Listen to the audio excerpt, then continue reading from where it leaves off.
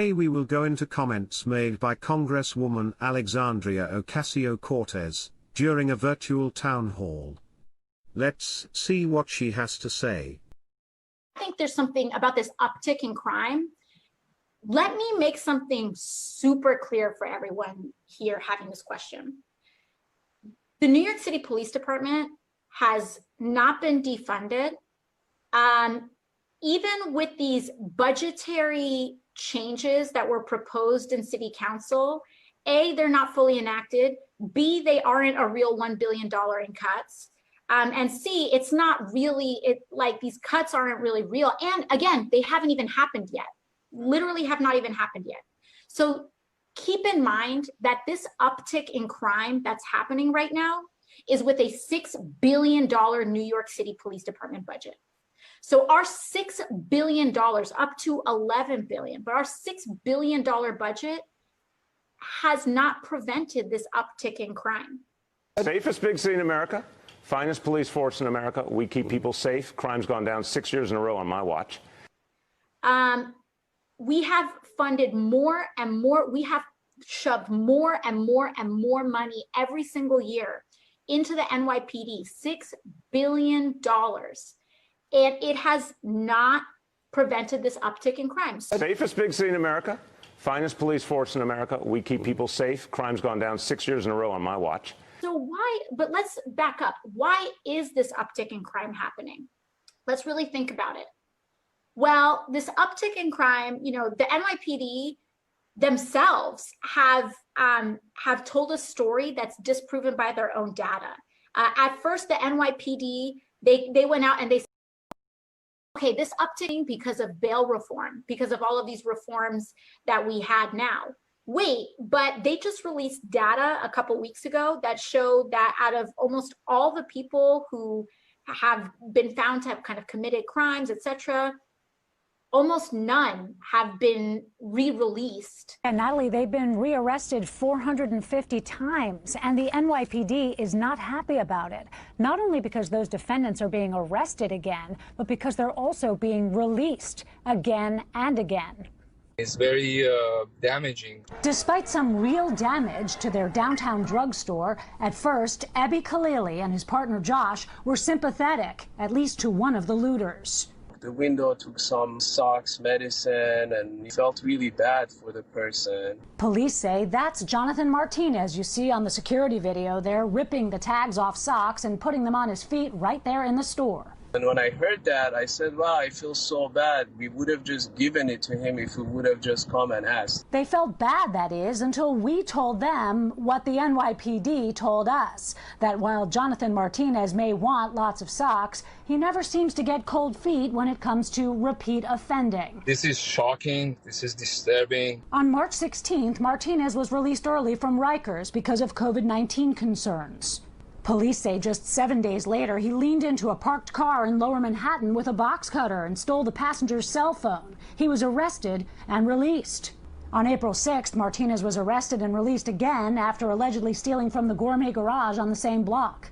And again on June 3rd for throwing a rock through the storefront of this clothing and jewelry boutique called Lan on Greenwich Avenue. I heard this huge crash. The owner, Elise Balaguer, says after months of struggling, it left her with a lot more than broken windows. It's just, heartbreaking. I was, sweeping up glass and crying. As Elise and her husband boarded up their shop again, Martinez was being released again, which police say then enabled him to throw another rock on June 6th through the window of the store owned by Abby and Josh, who cannot comprehend how this is allowed to happen. It's a bad decision from our leaders. Was released after he was arrested after 2 violent incidents. One of those incidents so violent that it left a young woman with missing teeth. Taken to show her face, she recounted how he approached her on the street in Greenwich Village and hit her so hard she lost some of her teeth. Later that day, police say this same man attacked a 35-year-old woman by Grand Central, shoving her to the ground and kicking her in the back of the head. He was picked up for those 2 attacks Thursday, but then released after his arrest arraignment Friday.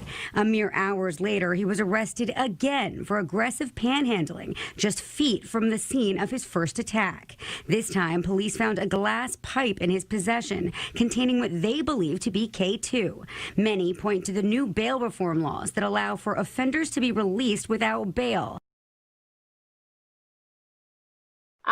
Due to the bail reform, like their actual crime data from the NYPD, not even independent data, disproves what they're own saying. So why? Oh, hell no! Why is this uptick in crime happening? Well, let's think about it. Do we think this has to do with the fact that there's record unemployment in the United States right now? Let us take a look at the unemployment history since the year 2000. Pay attention to the year 2005, 2010, and finally 2020. Now let us look at the crime statistics for New York City for the years 2005 and the year 2010. In 2005, the total major felony offenses were 135,475 with unemployment below 6%. In 2010, the total major felony offenses were 105,115 but the unemployment rate was around 10%. So Ms. Cortez would be wrong to suggest that higher unemployment would equate to higher crimes. The same would apply for non-major felony offenses for both years. In 2005 the total crime was 67,854 with unemployment below 6%, and in 2010 the total crime was 59,387 with a higher unemployment rate of around 10%. Click the link in the description to see the source. The fact that people are at a level of economic desperation that we have not seen since the Great Recession.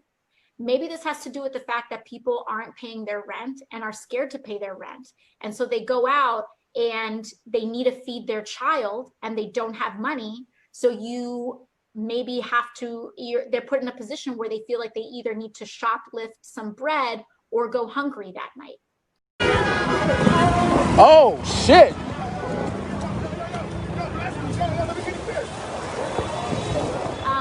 Maybe it's the fact that unemployment provisions have not been given to everyone. Maybe it's because of the fact that some people still haven't gotten their stimulus checks yet.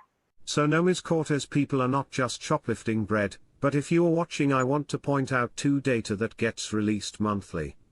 Retail sales and consumer confidence. The U.S. Retail Sales Report measures the U.S. retail industry each month.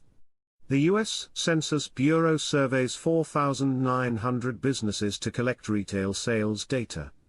It shows the total sales and the percent change for that month. The retail sales numbers are released 1 month behind. In May 2020, retail sales jumped to 17.7%. The next is consumer confidence. Consumer confidence is one of the key market indicators. In essence, if consumer confidence is high, consumers will be making more purchases. On the other hand, if confidence is low, consumers tend to save more and spend less. Yes, our June read on consumer confidence from the Conference Board is better than the 91.5 expected. 98.1, 98.1. That is a nice jump from 86.6, and it is the best number since the March read, which was 118.8. So as you see, the consumer confidence is also high. In my opinion, both these reports contradict Cortez's suggestion of people being worried, not spending and committing crimes because they are hungry. Watch this clip, one of the many that you can find online under New York City looting, and tell me they were only stealing bread to feed families. Oh, shit!